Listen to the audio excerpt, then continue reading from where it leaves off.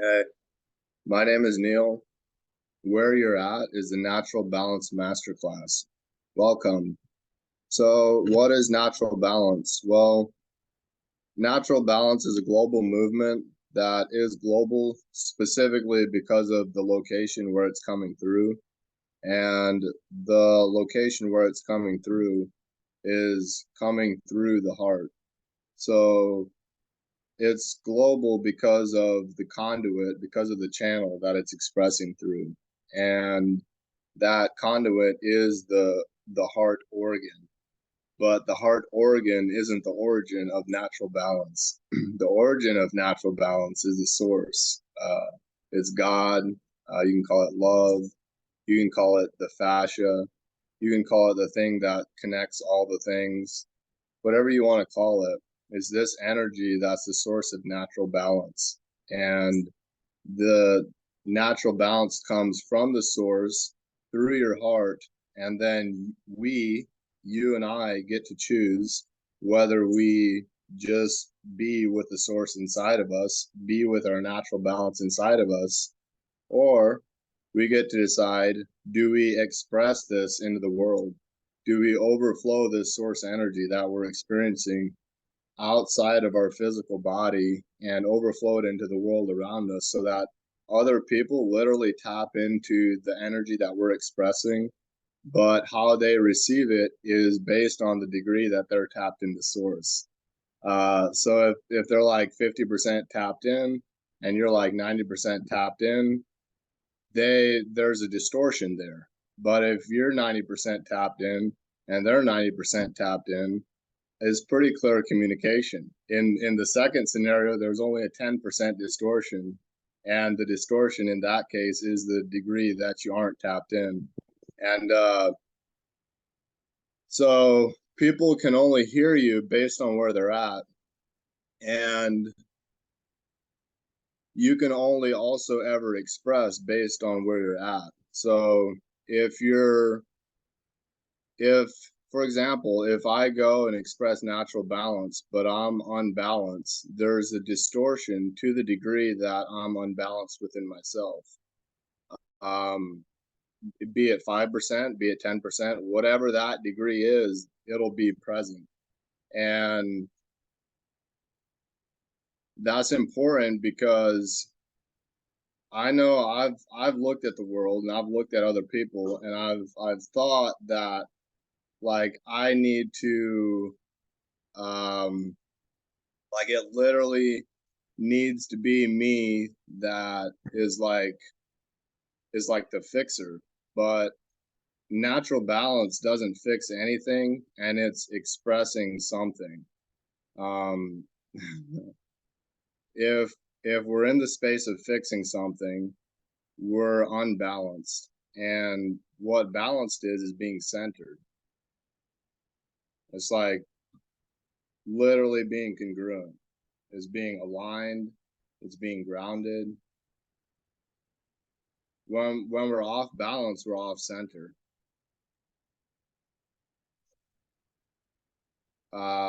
When we're off balance physically, our head is out of alignment over our hips and over our toes.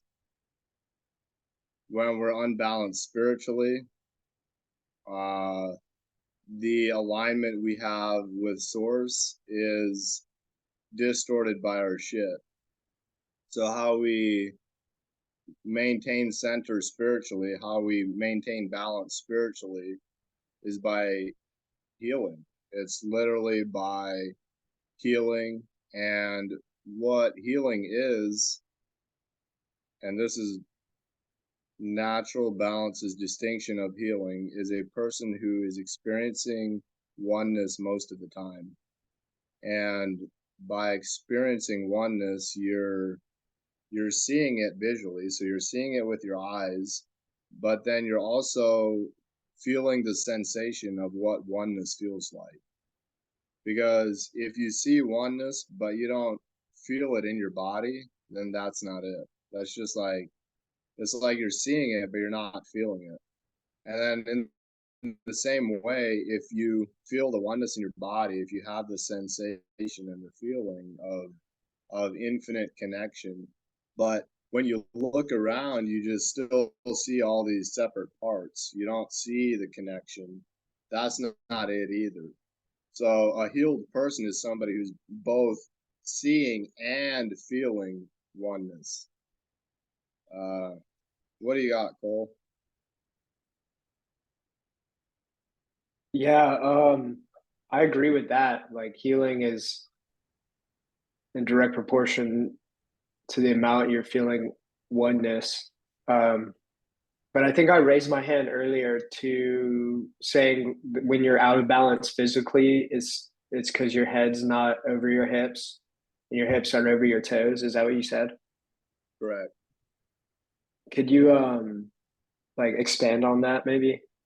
Yes. Or is that literally like literally what Yeah, you're it's saying? literally. Okay. Um, so I'm hearing two questions, and I answered the last one. So the first question I hmm heard was, can you expand on that? hmm Then the second question I heard was, um,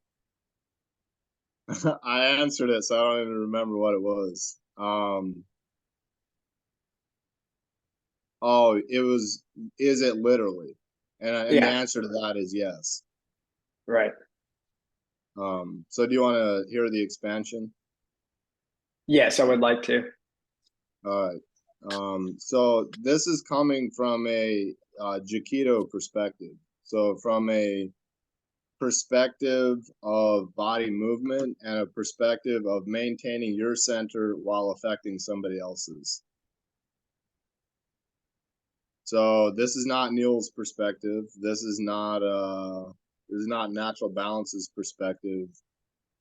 This is a Jaquito perspective, and it's a perspective I took on and express that I'm about to express right now that came through a person by who trained me and is still alive, but I'm not going to say his name. Just I don't know if he wants to be on YouTube, so I'm not going to say this person's name. But if you want to find out, Cole, I'll speak his name, but I'm not putting it out on YouTube. But I'm telling you where this is coming from. So it's a perspective that's a Jaquito perspective that came through a person who trained me. And so where is your center in your body? You want to take a guess? I would say the heart. Yeah. Yeah. I would have guessed that too. Um Or I'd say you're like the vertical axis, like that's on plane with your heart. yeah, well That's what I'm you thinking. don't you only get one answer. Fair enough.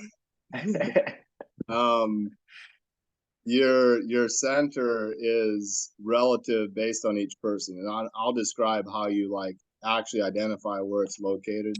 But generally where it's located is between the groin and the belly button area. So right here between the root chakra and the sacral chakra. And sometimes I've even literally paired it up with the sacral chakra, where I don't even draw a distinction between the center and the sacral chakra. I'll literally call them the same thing. Um, and I think this works for some people, but not for everybody. And you're about to see why. So here's why. How you find your center is you would measure the height of your body. All right. So if I'm 5'5", I'm like 5'7" or 5'8". So let's say I'm 5'7". I take the height of my body and I divide it by half. So I divide it by 2.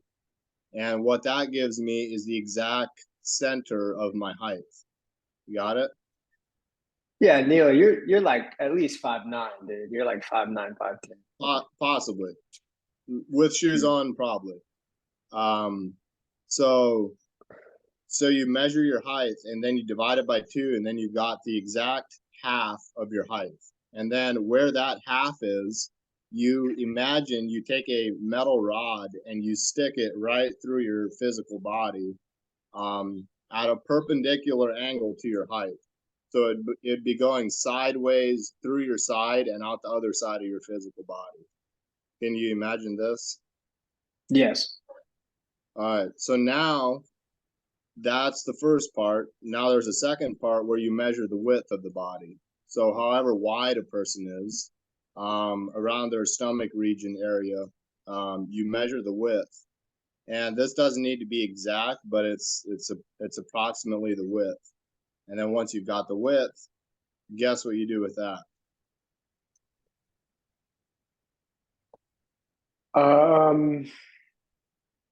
Once you got the width, I'm not sure, honestly. You divide it by 2. So you Okay. half it again. And so you've now got the width of your body.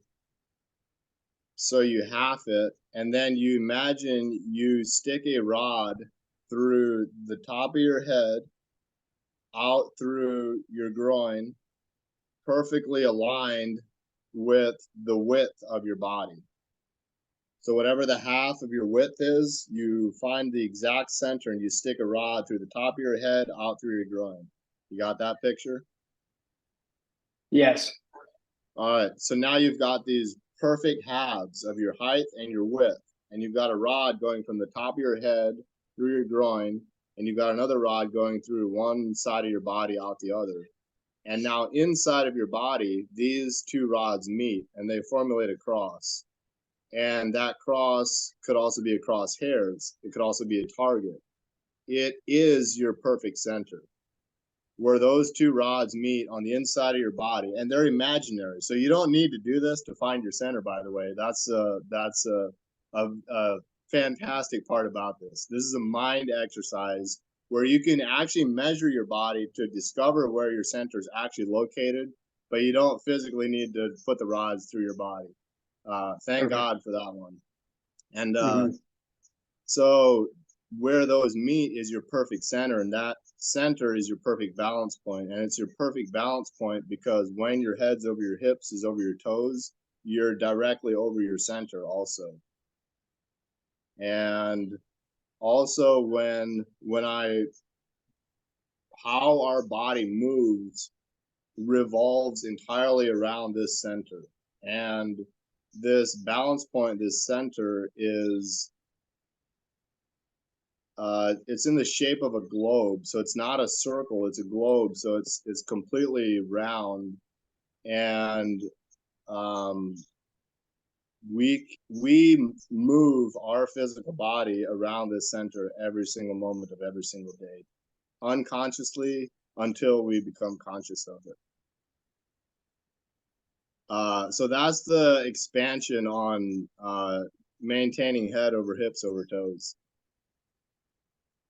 Awesome, man. Yeah, that makes sense. I appreciate it. Yeah.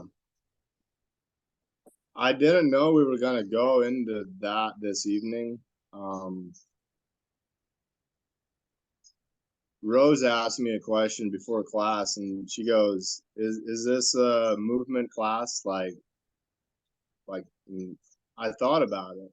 I'm like, "Huh? Is this a movement class?" And then I messaged her and I said yes. I didn't tell her anything else. I just said yes. And it's a movement class because why is it a movement class? Let's I know start why. there. All right, let it rip. I feel like natural balance is a movement. So it's a natural balance class, so it's got to be a movement class. And now natural balance is a movement in my eyes. Yeah. Does that make sense at all?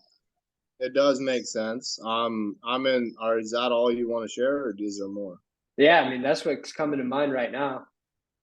I mean, I could probably think of some other stuff too right now, but that was like my first like what really hit me.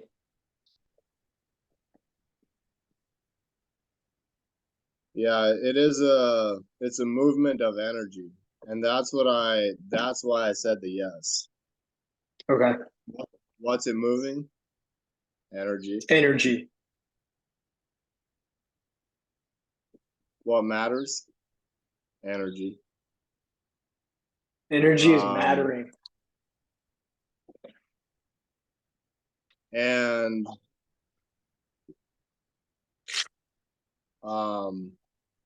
what doesn't matter? Energy. So this energy in motion, the only constant is change. And what's changing is energy. And that change in energy is when we experience a lot of energy in a short amount of time. Sometimes we call it chaos. When we experience like just very subtle, like not much going on, not a lot of energy for an extended period of time, we might call that peace. So energy is this thing that is, I think, all that there is energy. So I could even replace the word energy with God. And What I about think love? God is the culmination of all the energies together. And so this class, this master class, is a movement of God. It's a movement of energy through space and time.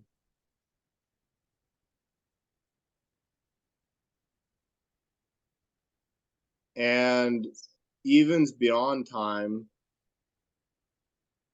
but the beyond time is occurring while the thing in time is also occurring.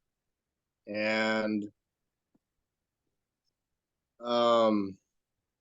it's really weird. Like I'm like thinking really hard for this, and it's like I'm like overthinking it. So I'm gonna stop doing that, and I'm gonna start just letting it rip. I'm not gonna think that much anymore. So if you're wondering what shifted, that's what shifted. And so yeah, dude, let it rip. I hear you. And there's thinking happening. So I'm acknowledging what's happening. I'm acknowledging where I'm at, and I'm also acknowledging what's transitioning. And with this energy, it is a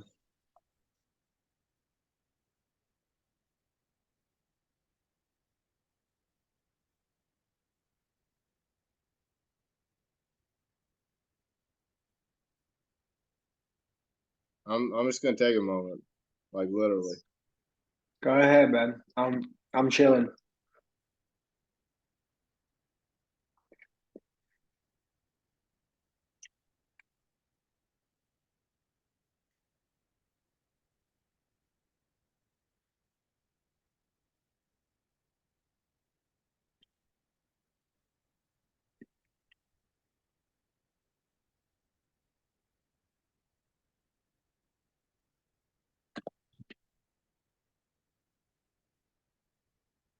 So energy would be eternal, correct? Yes.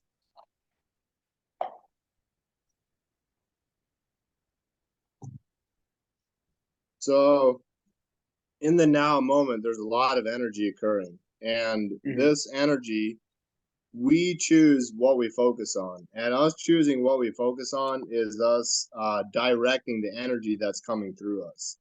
The energy that's coming through us is coming from potentially, I'm going to speak to 2 locations, but there's definitely more than 2 locations where it can come through.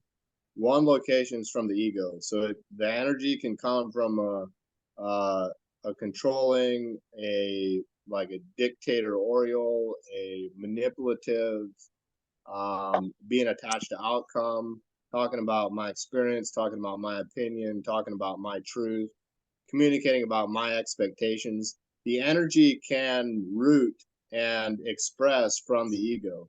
But if it does that, that's not the source of the energy. And when God expresses through a human as an ego, the ego is only a fraction of the original energy. So You can see God in that ego, but it's not the full picture.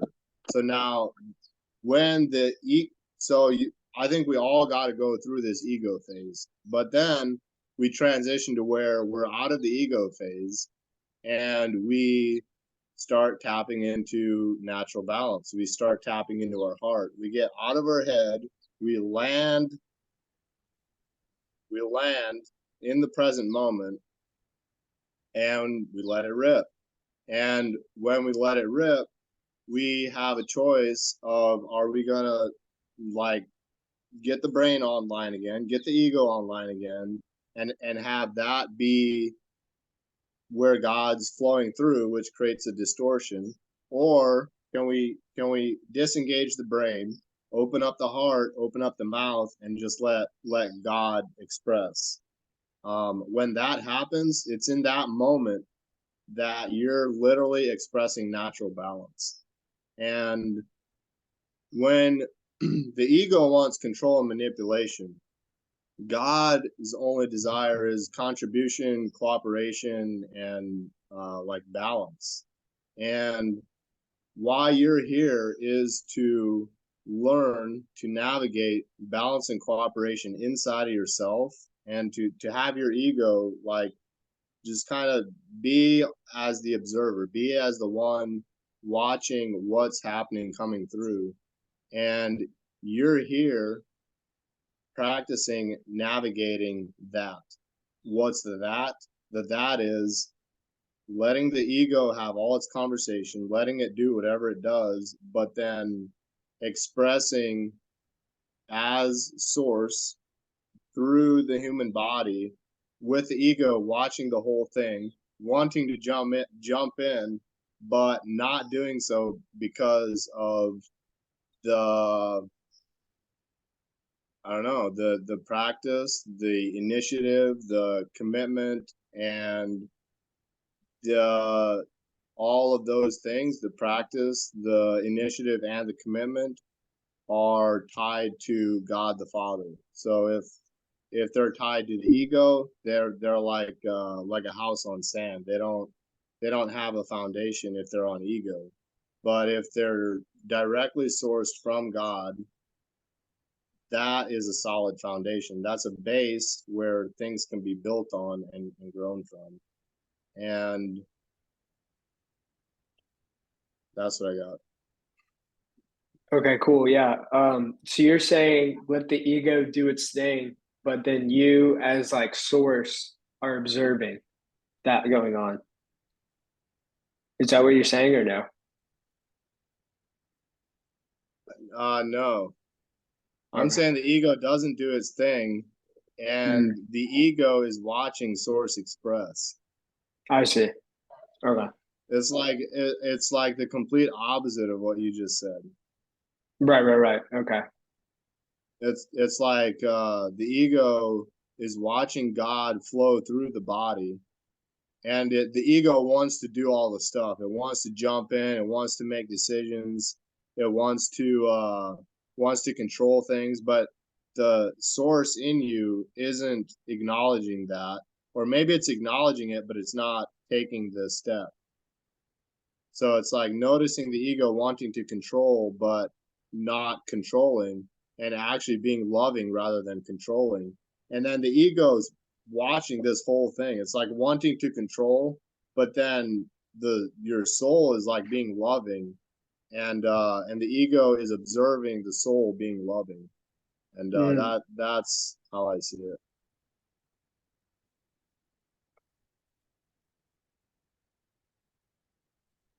For me, I feel like the ego is like those like voices in my head too.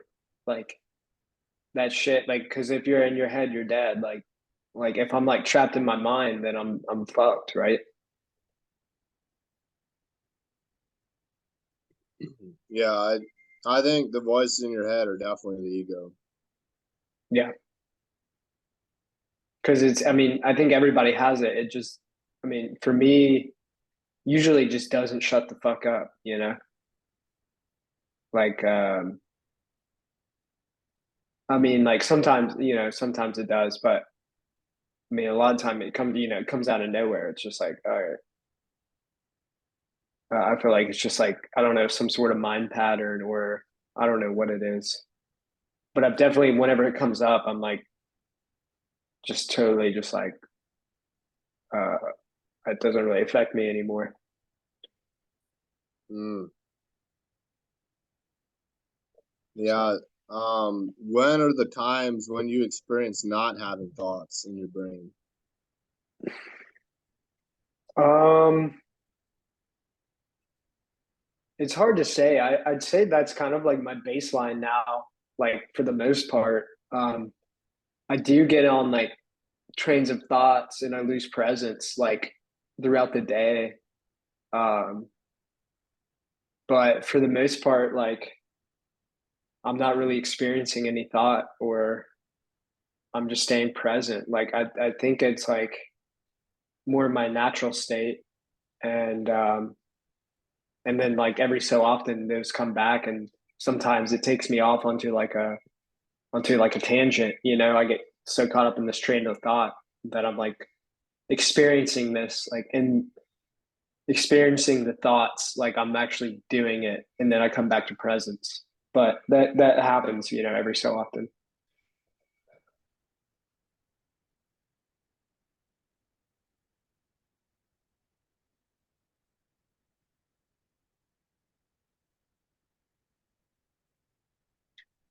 Thoughts are uh this is like a this is like a fact that is peer reviewed scientific data that you can go look up, and I actually invite you to, and anybody who's watching this. But thoughts are now known in peer reviewed science to uh, be like light waves that can be measured. Like every thought we think is sent, like the frequency can be measured entering and leaving your skull. Like it's Mm. literally light. Um, Hmm. so do you think that it is everybody's natural state to not experience thoughts, or why do you think that this phenomenon occurs? Because Neal, personally, I experience not having thoughts, and I actually have trained physically, spiritually, and mentally to bring this state about, because I've learned about it, I've heard about it from books and from YouTube content and podcasts. One of them being Gigi Young, another one being Joe Rogan uh, podcast, um, many others, and then books also. And these, what was I just saying before the podcast things? Do you think it's people's like natural Yeah, their state natural to state experience? Yeah. to have this clear mindedness. So um, I learned about this state from those sources that I just spoke to, and it's a state of immense presence is what I think. And additionally, what I think it is that there's a book I read. I didn't even read the whole book. It was a really thick book, like 2.5, 3 inches thick, and it was like the secret history of the world, I think, or something like that.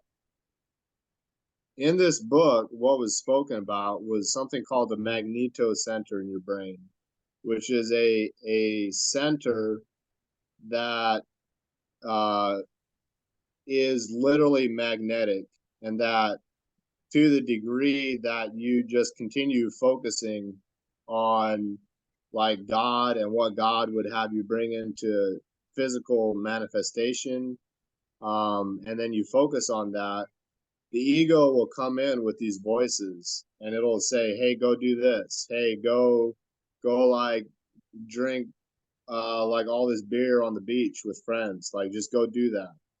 But if you maintain on purpose, if you maintain on focus, that thought will come in to, hey, go drink all this alcohol on the beach with your friends, but you know that it would be off purpose to do that. So in the exact moment that that thought comes up, how this book spoke to it was that you take a imaginary hammer and you smash your thought. And each time you smash the thought of, hey, let's go to the beach and get shit faced with friends, what that you're smashing that thought and you're focusing on your purpose. And each time you do that, you are, according to this book, I don't know, but I do align with this, which is why I'm speaking it.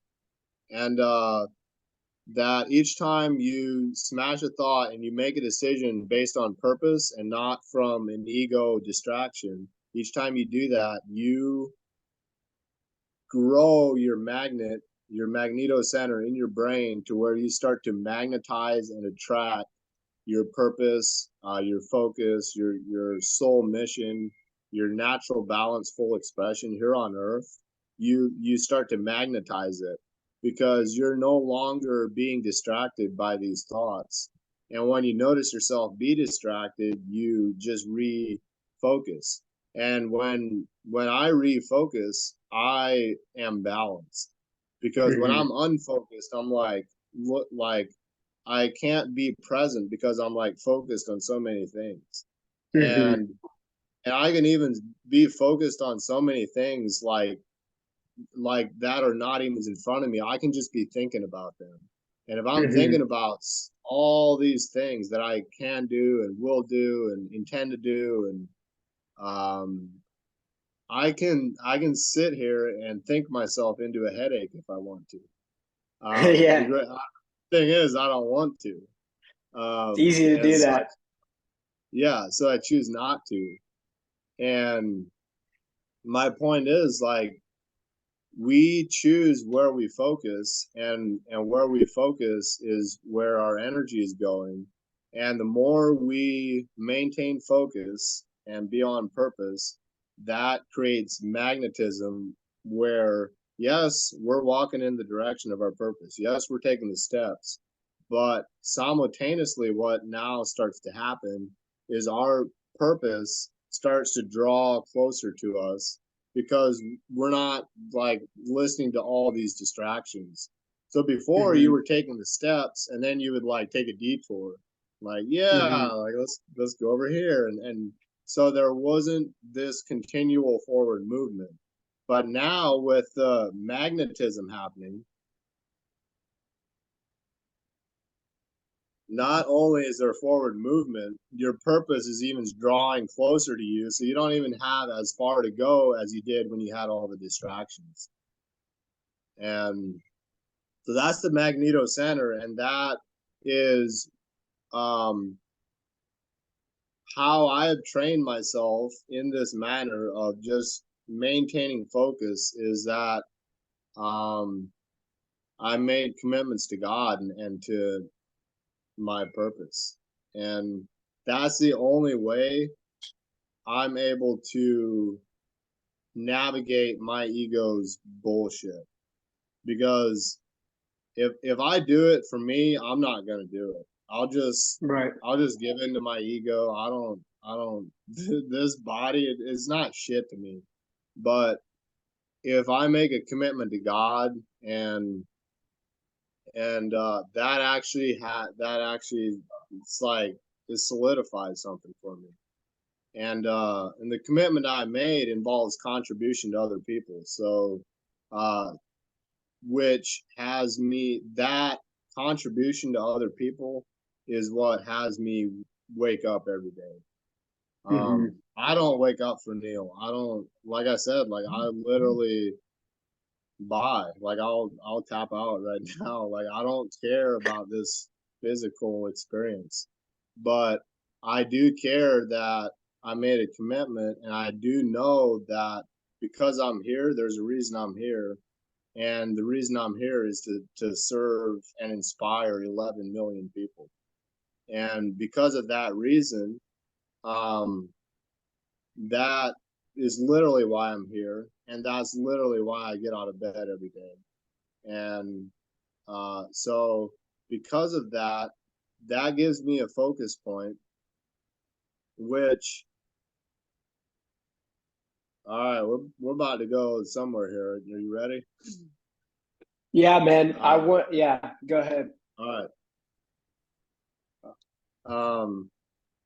So the somewhere is when you're focused, you it is essential to not be attached to outcome with that focus. Because I said, like, I'm focused on like inspiring and serving 11 million people. But if I'm attached to that outcome and God has other plans for me, then what that generates is this like concept or this idea and this feeling of again being distracted and being pulled off purpose. But if I can uh, maintain my focus and be unattached to the outcome, what has the potential to occur is miracles. Because if I'm focused but I'm attached to it occurring and now it doesn't occur, then that's like a distraction. So being focused, being on purpose, but also being unattached to how it's going to turn out. Mm-hmm. Yeah. Yeah, I think that's key. Like, especially when we're talking about like thoughts. Like, I'm so much more effective when I'm just not thinking what I'm doing, you know? Like when I'm just not thinking about all the different things instead of just like not thinking and just doing my purpose and like just getting it done, you know, and just being present through the whole thing. That's what really like inspires me is to just I want to be as effective as I can and efficient as I can. And I find when you get rid of the ego, when you stop thinking all the time, like I'm for me, it's just I'm so much more efficient doing that, and it's a much more enjoyable when I'm performing like tasks and stuff like that. So, um, but yeah, I think we were talking about how um, it's not like usually for the general population, it's probably not the natural state everybody's in because the world is in a collective like ego dysfunction where they're just totally controlled and consumed by the ego and have really no like separation or between them and their identification with it. So that's when I started to like get away from that. I think psychedelics played a big part in that at first, and then like you said, like Joe Rogan, and then I would listen to people like Ram Dass and like Eckhart Tolle were two big people, and um, that's what really helped me like get away from that and start like having those practices of um, just like meditating or doing practices where you return your natural state to like not thinking. So you do think that it's a natural state to not think? Um, it's hard to say. I feel like, I mean, yeah, I don't know. It's because I think I would say yes, but because I don't know how much of it is like conditioned thinking and how much of it is just like our natural state. Um, it's hard for me to say, honestly, but I know for me, like it feels like my natural state because I'm far more effective and efficient, and life's a whole lot better.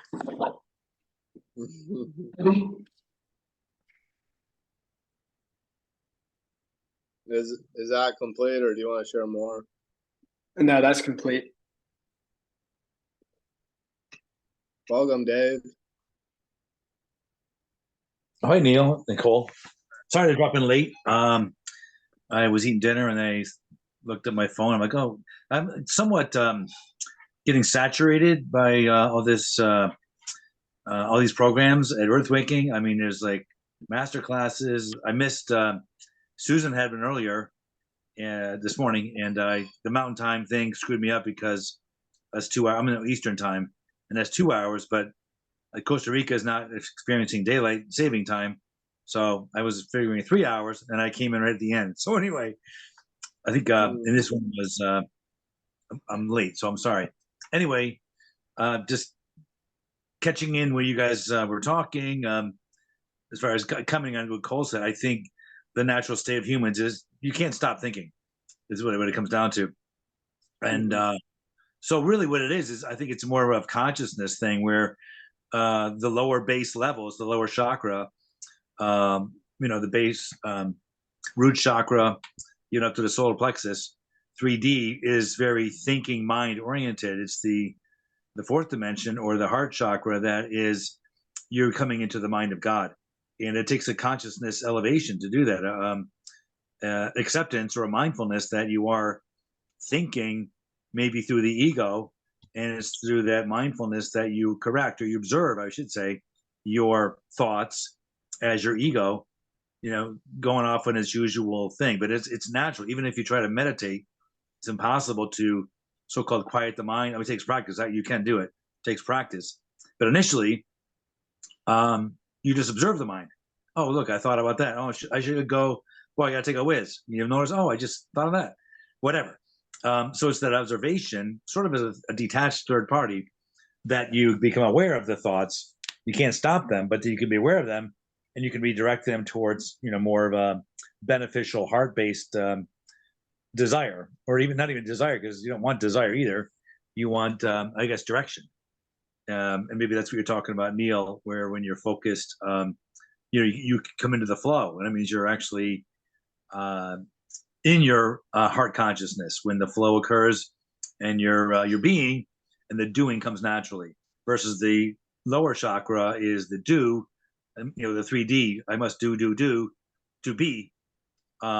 You, I think, have found a way to be, and then the doing comes from the being, and then the having, of course, comes just because you are doing through the being.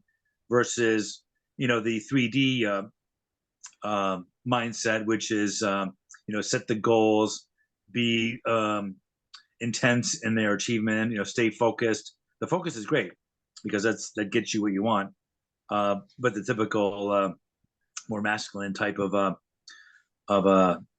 consciousness is one of do to get, where you come into that merging of masculine and feminine. The feminine brings in the flow, and that is where you can be, and then the doing comes from the being. Is that what you're finding, Neal?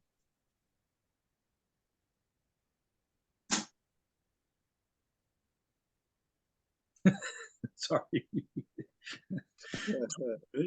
I'm just like, I'm reflecting on this. Yeah, I think that's accurate.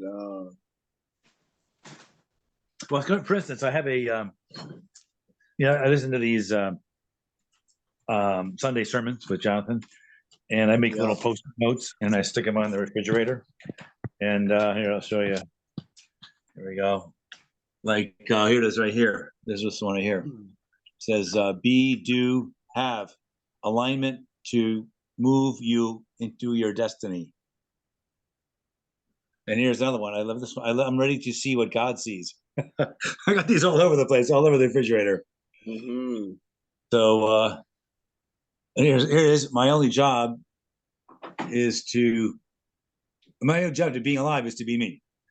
So those are kind of tying in with, I think what you're saying is you're focused on being me, and then the task at hand or whatever comes almost effortlessly because the doing is part of the flow of your being. Yeah, it is that. But what I'm recognizing right now as we're speaking through this is that prior to the being happening, the doing is occurring. And I think it is this rise through the levels of consciousness, which is happening through the rise of experiencing each chakra dimension. And so I'm I think that we need to think before we transcend the need to think, and we can just be. And then we can think from our being, but I'm pretty confident we need to think before we be, and then we be, and then we can access thinking, but we don't need to think all the time once we've be. And I think that that journey occurs through raising sexual energy through the chakra system, which is only possible when the chakras are fully operational, which is only possible when trauma is healed, because unhealed trauma gets stored in our physical body and it affects the energy flow in our body. And Wow. so, what's Well, up, Dave? two things that you're saying are resonating with an earlier brief conversation with Susan and Yana, and I tapped into their masterclass late, as I said, but the topic at hand was of circumcision, which is the first trauma that many males, babies, have inflicted upon them, and it's a sexual trauma as well. So the two things that you're talking about, sexual ascension, somewhat maybe being blocked by the violence of the circumcision at infancy. And I'm even after we had that conversation, I'm thinking perhaps that could be, an embedded trauma for myself, because I was circumcised when I was a baby. I came from a Catholic upbringing, and that's what you did. They kind of mirrored the Judaism ritual. So yeah, and then that can transfer into discomfort sexually, discomfort even with women. There's all kinds of karma that goes with that violence, as an infant. But going back to, we're talking about the sexual energy. That's the Kundalini yoga, if you will. You're ascending your sexual energy from the base chakra up into the throat, up into all the way to the top, if you can, into the pineal gland. That's the planting of the anointment, is what they call it. The oil gets pushed into the pineal gland, and that's where you get that's where it kind of starts to vibrate, and that's where you're having that connection with source. So it's that ascension, the Kundalini ascension, and that's done through a breath exercise too, like almost a Wim Hof, maybe not to that extreme, but you can do even simply 3 deep breaths, inhales, exhales, and then hold the last one as long as you can. At the same time, you squeeze your Kegel muscles down in your groin, and you feel this ascension of that fluid up the spinal column, and you hold that breath absolutely until you have to gasp to release the carbon dioxide, which you'll feel that resonance coming into the pineal gland. It's kind of a pumping effect when you squeeze and you're holding your breath, but you're pulling that Kundalini secretion, the anointment oil. So much as this is also in the Bible with anointing, and it's all an allegory that I see. It's a story of your body, is what it comes down to. So I think that's what you're referring to in that. But you always have to be. And the other thing that I'm battling with in this new mind is desire. That could be the thinking you're thinking about initially. What do I desire? But the question is it ego desire or is it God's desire? And that's really through mindfulness and through your own experience, which is which. So the egoic one is usually base desired. It's sex, food, things of that nature, water. These are survival things, which are necessary, of course. But that's where we can get distracted as a culture. Even you see how we've descended into the base level of chakra, where everything is sex, drugs, and rock and roll, and it's those really shallow pleasures that feed those base level chakras. However, they're not of God. They're actually rejection of God, because they are just carnal in and of themselves. So you want to go, as Jonathan often says, going from the time to the timeless. In time, those things all die, and you die too. However, when your desires are God's desires, they become timeless. So that's the alignment you really want to find, or the desire, and that's what I'm trying to, even myself personally, sort through what I perceive as desires. Are these really truly my desires via God, or are they just more carnal satiations of the ego? So those are tough questions, and those are the journey too. It's part of that the journey of ascension. You recognizing it, and also then choosing the God-given desires versus the carnal ego desires. So it's a battle, I'm currently dealing with right now. I'm trying to deal with, should I stay or should I go? Should I stay here in the United States at absence, or should I Yes. bug out to go to Costa Rica like all of you have? And but I'm one of these persons who stand your ground and hold the line. This is my country. This is my people.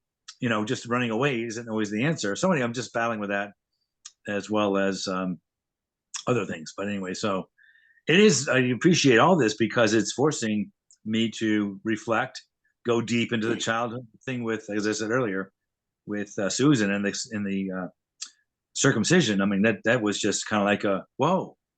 That could be something there. That could be, and for many young men or men in general who have been circumcised, how do they? That's a trauma that may be affecting you, to this day, and it's a huge violence. And culturally, it's accepted for some reason, but it's a macabre violence upon a boy, a baby. Correct. Yeah, when I found out about circumcision, that it's actually not even as necessary, that it's just something that basically we just decided to do. I was really angry. Like, I got circumcised. Like, I felt like used. I felt like manipulated. Like, I felt all these things. But where I'm at now is that I know that these things can affect me, but they can only affect me to the degree that I buy into them affecting me. So I know in this moment that whatever that circumcision trauma was in the past, that's done. That's it has affected me, but it's not affecting me in this moment. And I can say that with confidence is because I've released the emotion attached with it, and I don't get angry when I think about it or when I talk about it anymore. And well, this is a huge step. The word is acceptance. Acceptance. Yeah, it is. But I had to accept myself that even if somebody did manipulate me, even if somebody did take advantage of me, I choose how I have that affect me, spiritually and mentally. That's awesome. You're correct, and that's you've come to that realization. You've ascended beyond that that anger, the hate, whatever that the trauma caused, and you now have acceptance. And I'm the same way because you can't hold on to it. You can recognize it. You can go back to that and heal it. Is what you've done, and what we need to do. And that's just not just for circumcision, but for anything that was traumatic in the past. Go back to that moment and heal it, forgive the person, forgive yourself. Most importantly, yourself, because even though you may not have been in control of it, you were there, and by taking responsibility of it, you can release it, and then now you're clean. Yeah, that's the hope and open up prayer. Yeah. So this energy flow in the body, a couple of times on this call, we've spoke to how it's going from the root to the top of the head. Well, what happens once it gets to the top of the head? Well, that's the union with God right there. Yeah, but it's not the end of the journey. So no. The journey never ends. Well, yes. there's the crown chakra is on top now. Your crown chakra is above, outside of you. So that is going into the was it the seventh dimension, eighth dimension? That's the subtle bodies. Then that's when you're timeless at that point. You go beyond the body. You're now in the pure soul. So I'd like to speak more on the energy flow in the physical body and how the Japanese do this. It's a perspective that I've observed through practicing Tao calligraphy, and how Tao calligraphy teaches that energy flows in the body is that it goes from the root up through all the chakras, goes through the third eye, rolls over the crown, and they have the crown on the head still. but then the energy rolls over the top of the head and goes down the spine again, which there on the backside of the spine is where it accesses your Kundalini energy point. So then it goes through your Kundalini, joins up with your groin again, and then rises up through your system again. And it's this is this oval circulation of energy in the body that we can visualize, and we can circulate our energy through the physical system. And I can confidently say that we can do this because I've experienced it, but I've only ever experienced it. The longest I've experienced circulating that energy is like maybe for 5 minutes. It's really intense and it's really centering. That's a Taurus you're talking about. Yes, it is. Circular flow. I was gonna say similar, but it's yes. I mean, that's just a good analog is a Taurus for what you're describing. Yeah, that's exactly it. Yeah, wonderful. Hey, I have Andrea K is doing a thing at 8 o'clock, which I invited her to do with me, so I got to cut out for that. But right. being able to drop in and say hey and love what you're doing. Yeah. I got something, Dave. I just recently I saw an email that you sent about looking at this piece of property here in Costa Rica, and I just recently saw the email, but I saw it was an old email. Are you still interested in that piece of land? You're muted. Email to you specifically, Neal. Now. Yes. Okay, I have to look back at what I did in my email. So we'll have to correspond with that later. I can't answer that directly now because I'm not referencing what I did. Perfect. But I'll reconnect with you by email for sure, and then we'll go from there. All right, great. Thank you, Dave. Yes. So the short answer is yes, and I got to figure out, go back and see what I was sending to you. Yeah. All right. All right, Cole. So we're. Yeah, you're welcome. So this is the official end of Natural Balance Masterclass. We're at 6 o'clock. Thank you, Cole, for being here. You're welcome. It was thanks for hosting it. You're very welcome. And this is occurring every Monday at 5 o'clock p.m. And if you're watching it on YouTube, you can find the direct Zoom link in the description. So you can actually come and join this masterclass. And this masterclass, you definitely don't want to show up to this masterclass if you're committed to being in the matrix. And you definitely don't want to show up to this masterclass if you don't want to nurture balance and cooperation inside of yourself. So if you don't want those things, be sure you definitely don't show up to Natural Balance Masterclass. And if you're new, touch that subscribe button, touch that like button. And with that, I love you. Bye.